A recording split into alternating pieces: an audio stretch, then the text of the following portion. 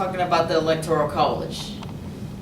Now, Thomas Jefferson quoted that I have ever considered that the constitutional mode of election is actually the most blotted section of the Constitution, and one chance, unlikely, will someday hit.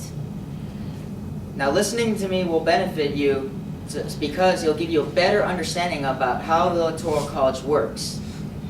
So I will teach you about this whole thing, so that way you will have hopefully a better understanding when you leave the door of how this all works, or after you watch the video. So some of the things I'm going to go over to help us better understand this is basically, the first thing is to define the Electoral College. The next thing is going to be how it came about, when, and where. And then the last thing I want to talk about is the college students and how it affects the Electoral College voting process. So let us begin with the whole thing about defining the Electoral College. Now, by show of hands, quick show of hands, who here believes that the Electoral College is a place? Okay, you're more likely right. It is not a place. It is actually more of a process. It is a process to when all the electors, who are former politicians that are chosen by the political parties, all gathered into Congress and actually put it up to a vote of who they feel should be elected as President of the United States. Now, there are 538 electoral votes in the United States. You only need 270 to be elected as President of the United States. Now, there is a process called the winner-take-all states. Now, the winner-take-all states are literally based on the population of the state, of the individual states, and by the majority of the population of the states of who they feel should be elected, then we'll get all by the electors, by getting all the Electoral College votes based on that state, will go towards the presidential nominee. Now, there is also 20 states of them don't have to go by the population vote. They can actually go against it and totally go to a different nominee. Now, there are 2 states like Maine and Nebraska that actually split their Electoral College votes into. They don't put all of them into one person. They instead give one the majority and the others the other kind of majority. So now that we've actually defined the whole Electoral College vote process, now let's actually discuss when and how it came about. Now, the country was just 13 years old. We're getting our first new president in 1789.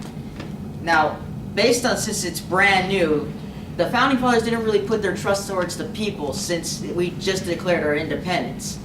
So then it just became towards more the government, which then thus became the Electoral College voting, which then elected George Washington twice as our President of the United States. And then it wasn't until 1876, which then the popularity vote decided to finally join in as a compromise in the Constitutional Convention. Now, since then, it has been tried 15 times to be repealed or replaced, and since then, not once has it ever changed. The closest it's ever gone, passing the House, but then denied by the Senate. So then, basically, now that we've discussed the whole thing about when it came about and how it came about, we're now going to go over about the college students. Now, the college students basically, since in this election alone, I would say about 19% actually have elected that were aged 18 to 29 years old have been voting. Now, out of that 19, 55 of them went towards the Democrats. Now, out of the 37 went towards the Republicans. And then 8% went towards third party. So literally out of all that, it's actually been shown statistically by the National Archives that more students in 2016 have voted for third party, or rather not voted at all, than in 2012 election. So the way to put it simple of how we can all be actually to make this a much more better process for electoral college voting is to actually vote, because only 19% have actually voted that were 18 to 29 years old. It can only be imagined of what 90% of the college students population can actually do to actually maybe change the election to where we can actually have a better process of the whole thing.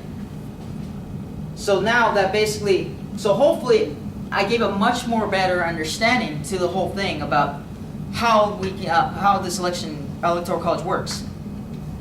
And the things that we went over was the first thing was actually defining the electoral college, and then the next thing was about how the electoral college came about, when it came about, and how it came about to the whole thing. And then the last thing we went over was about the whole thing about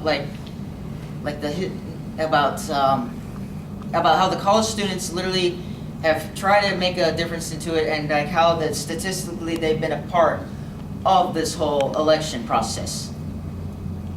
So with the state of Thomas Jefferson saying about the whole electoral college being a huge blot of the Constitution, it has been a long time since the electoral college vote has ever been changed of any kind.